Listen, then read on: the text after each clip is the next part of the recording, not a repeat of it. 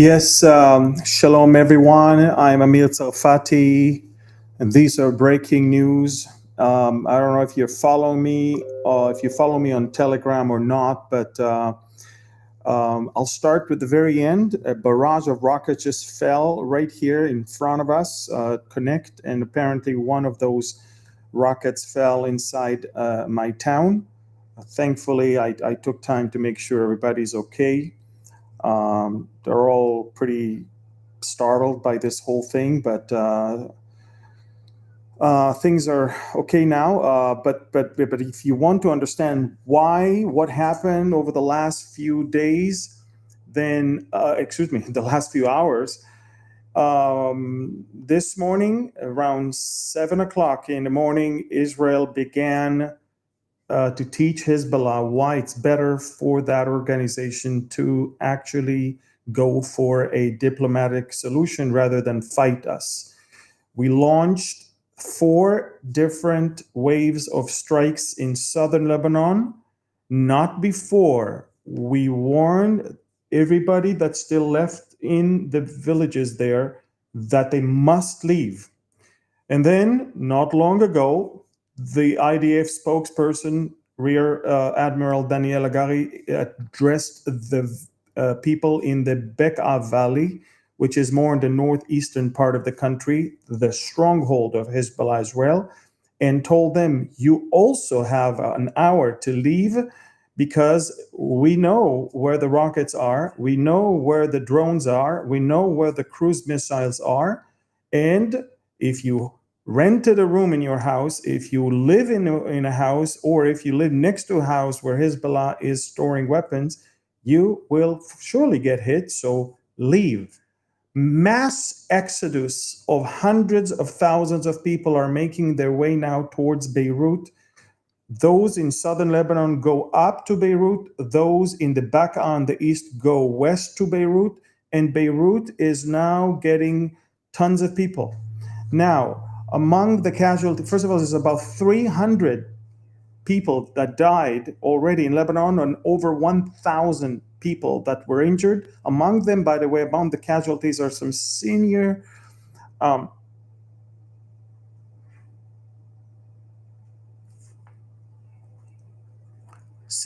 officials of Hezbollah, both religious clerics as well as commanders. Prime Minister Netanyahu is running the operation from the underground base in Tel Aviv, from the headquarters of the IDF, together with the defense minister and the chief of staff. So far, more than 600 Israeli airstrikes. We will probably, but this is midday, we'll probably reach the end of the day with 1,000 strikes. We aim to, by the end of the day, to destroy a third of the capabilities of Hezbollah. Hezbollah has tons of weapons.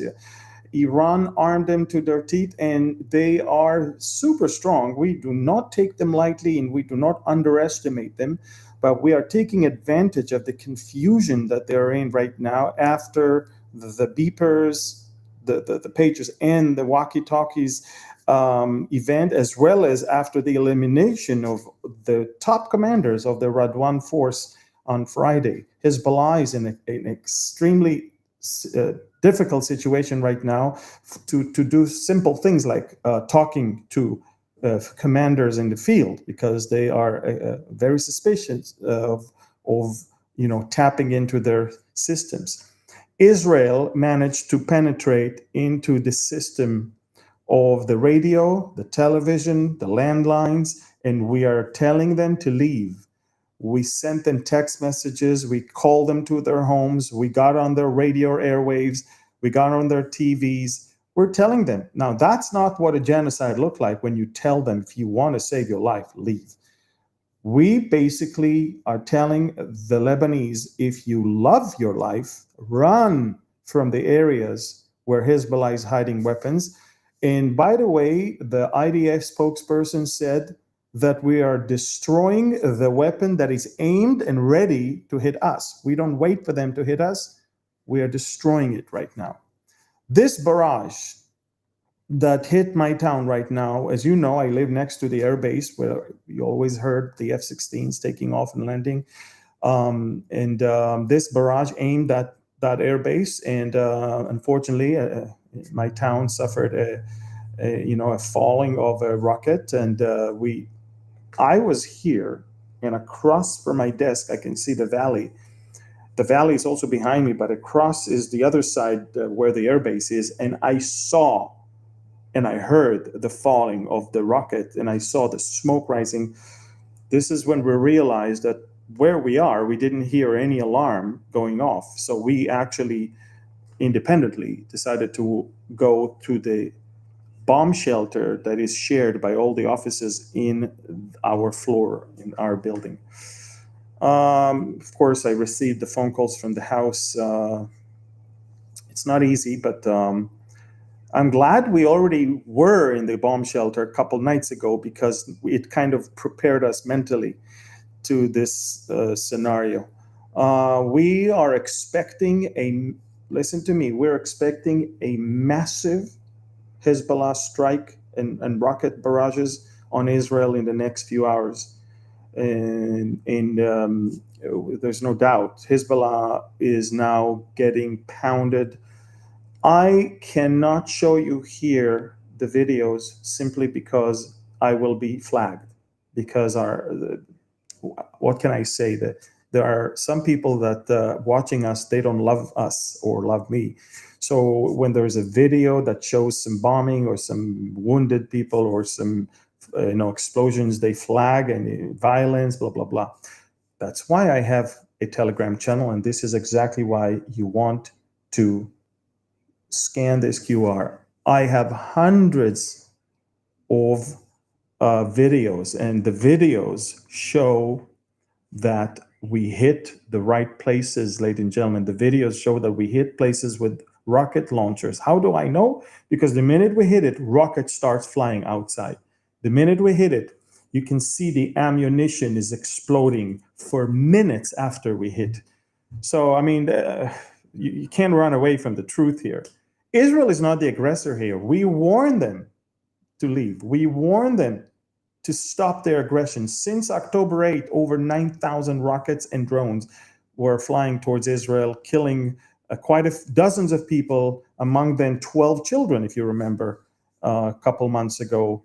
And so what we do now is we aim to return all of our evacuees from the north back to their houses. And the only way to do it is if we push Hezbollah and strip that terror group from its capabilities. There's no doubt that Hezbollah might stay as an idea, but we want to take from them their capabilities. That's what we do in Gaza as well. Speaking of Gaza, Yahya Sinwar, the leader, has not been heard for quite a few weeks now. And a few weeks ago, we bombed an area where we believe he used to be. So some suspicions are that he may be injured. Some even say he might have died. Maybe he's dead. We don't know, but he's definitely completely out of contact and very silent in the last few weeks, ever since we hit that part in the southern part of Gaza Strip. Tomorrow, if we will be able to, I will give you a comprehensive Middle East update to go over everything. But right now, do me a favor, pray for two groups of people, for the people of Israel, of course, but also for the uninvolved Christian Lebanese, Druze, and the Sunni Muslims there that don't want Hezbollah.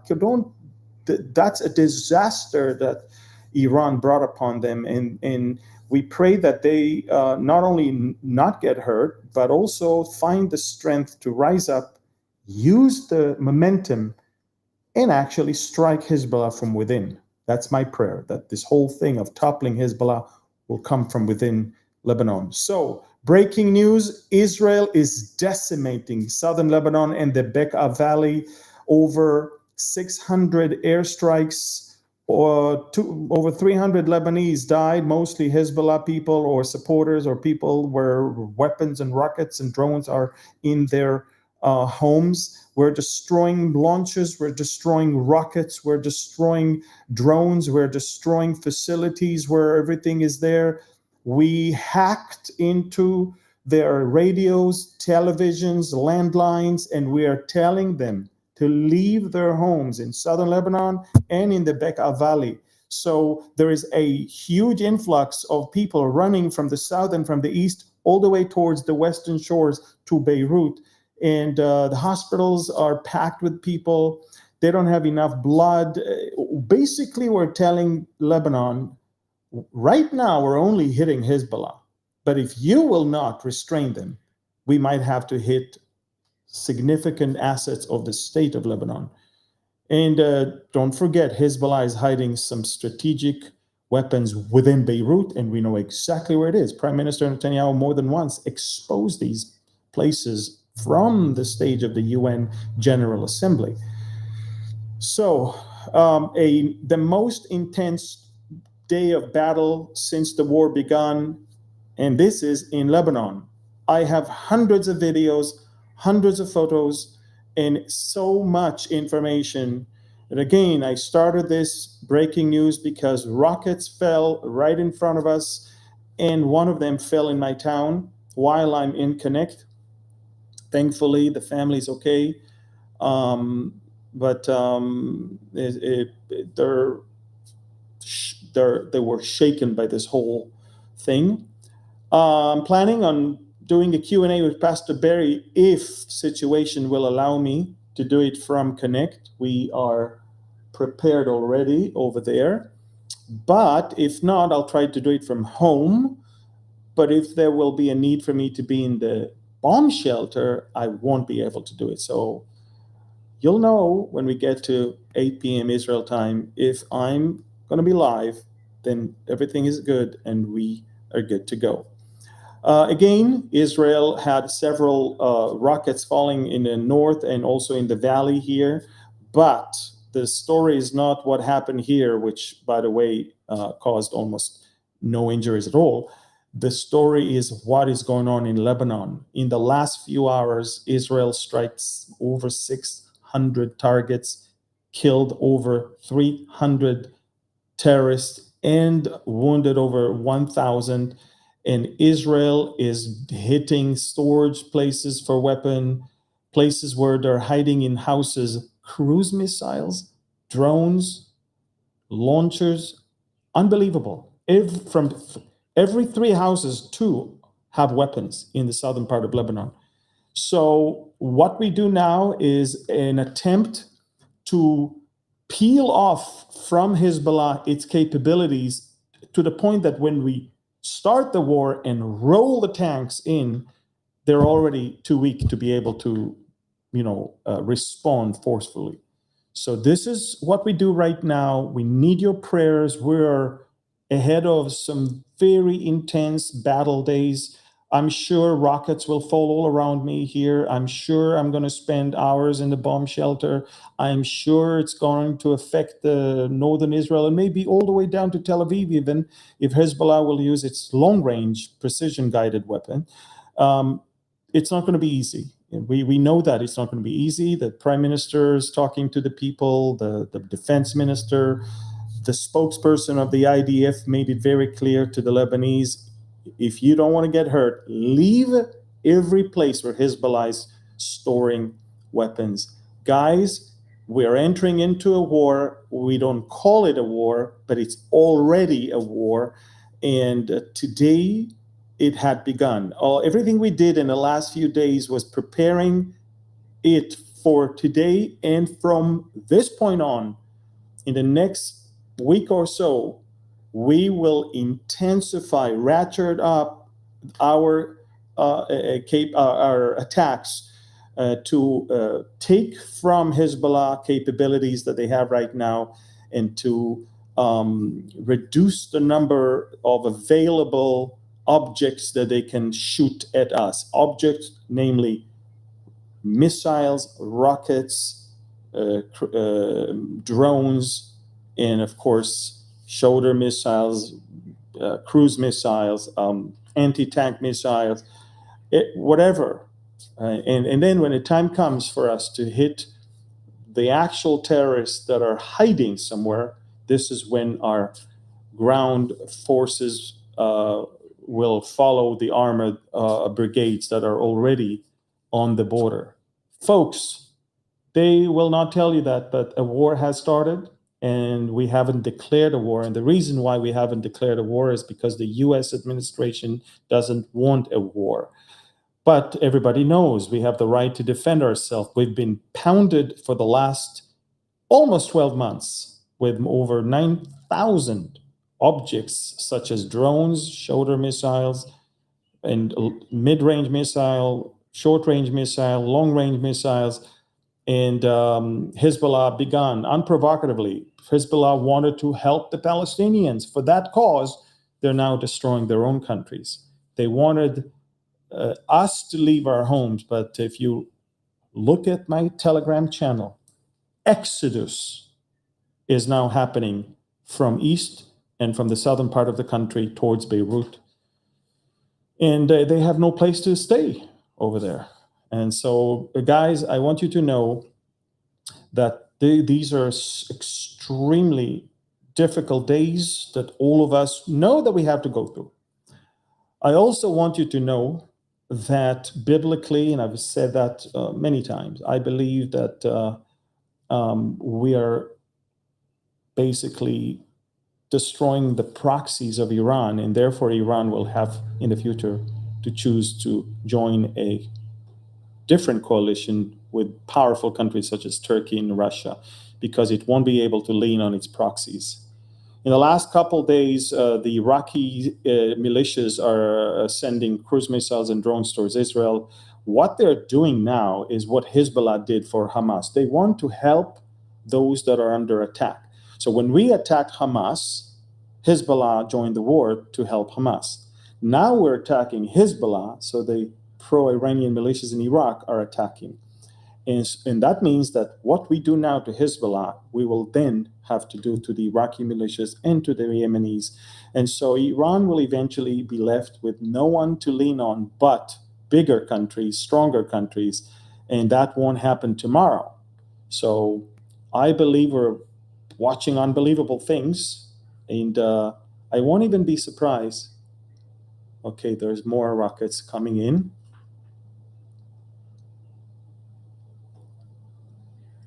Now it's in Haifa area, which means that I might have to. Now it's north of Haifa. They're trying to hit the Rafael military industry. Okay, there's another barrage towards north of Haifa, Akko, and all of that area. But again, as the rockets are launched, we have the names of the places where we know it might hit. And I'm looking at the list because once my town is added, then I know I have to rush to the bomb shelter right now. All right, so far, it's not our area. It's further close to the Mediterranean. Okay, so there's another barrage right now.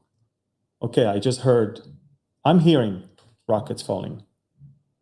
Wow. Wow. That's the 5, 6, 7, 8, 9, 10, 11, 12.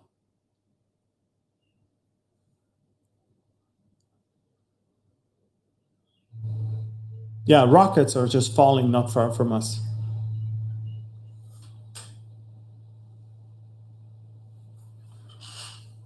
Yeah. So, war. That's what war is all about, folks. And as I said, direct hit in my town about 20 minutes ago. Hezbollah is now Okay, there's another barrage. Hezbollah is now finally responding. Do you hear that? Yeah. Yeah.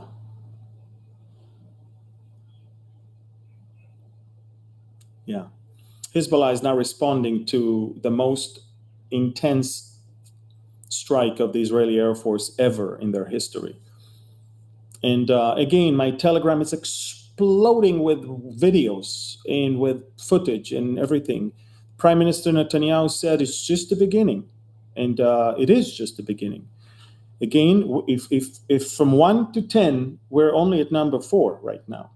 We're going to get to number 5 and number 6. כן? זה בקריות, זה הקריות. Yeah, we see the smoke billows from our window. Yeah. Anyway, so this is it, folks. We're at 4. We're gonna ratchet things up to 5 and 6 and 7. And again, we're gonna eventually have to, if they don't give up, we're gonna have to roll the tanks and get our special forces in and actually capture southern Lebanon in order to clean it up and make sure it will not pose an existential threat on Israel. And that's the only way to get our evacuees back to their homes after a whole year of being away. We never started it. We don't even want it. But it's time to deal with that because northern Israel is abandoned, it's burned, it's broken, it's devastated, and a country cannot abandon its crown jewel. Or we don't do that, okay? They have no right. They had no right to join this war to begin with. And they have no right to even think that we will allow it and not respond. So remember how it all started, and remember they're paying the price right now, and this is only the beginning. And again, I might have to leave. I might have to go to home because right now we had rockets falling on a Mediterranean, rocket falling in the valley next to us, and rocket falling right on us. So in the last 40 minutes, rockets are actually falling basically around us and within the townhouses itself. So I'm going to have to probably leave very shortly. Please share this video. Please pray for Israel. And again, on Telegram, you will find, by the way, thankfully, finally, they verified my Telegram channel. No longer you will have to be confused by imposters. Now, it's next to my name, there is a blue check mark, a blue verification mark, which means this is the official channel. Don't follow others because they'll ask for money, they'll ask for donations to some non-existing orphanages in Africa, or ask you to invest in crypto. These are, these are crooks from different parts of the world, mostly Africa. And I'm just warning you, just follow the right channel that has the blue check mark next to my name with 573,000 followers already. Let me see if there is anything that you need to know.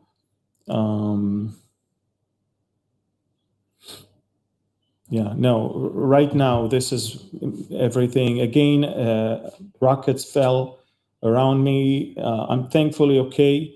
But the story is not what happened here. The story is what's going on right now in Lebanon. And I urge you to, again, I cannot show the videos here. It's on Telegram because I'm being flagged every time I show a video here. So go to Telegram. It's unbelievable footage. I mean, I couldn't believe what I saw. I mean, it's unbelievable. You need to see it. We literally took over the airwaves of their radio stations, and we're telling them that if you're a part of Hezbollah, run. We took over landlines. We took over. They got messages from all over, and now there's a massive exodus of people from different parts of Lebanon, from the south and from the east towards Beirut. And Hezbollah is bringing upon Lebanon destruction. And if they don't stop right now and accept the terms that the UN gave them in 2006, Resolution 1701, that they have to completely clear the southern part of the country, they will eventually be destroyed, and with them the entire country. And that's the last thing we want. We do not want innocent Lebanese to have to go through all of this. We love Lebanese people, and we love Lebanon. I think it's one of the most beautiful countries in the world. I want to go and visit there also. The last thing I want is for that country to be destroyed. But right now, a very Nazi-like Shiite religious fanatic organization that is operated by Iran and funded by Iran has taken over this country, and that's what we have right now. And they are posing threat on us. We never asked for all of this. We do not want all of this. And look, I'm here, and rockets are just falling all around me without me doing anything. And so keep praying for us, and I'll keep you posted.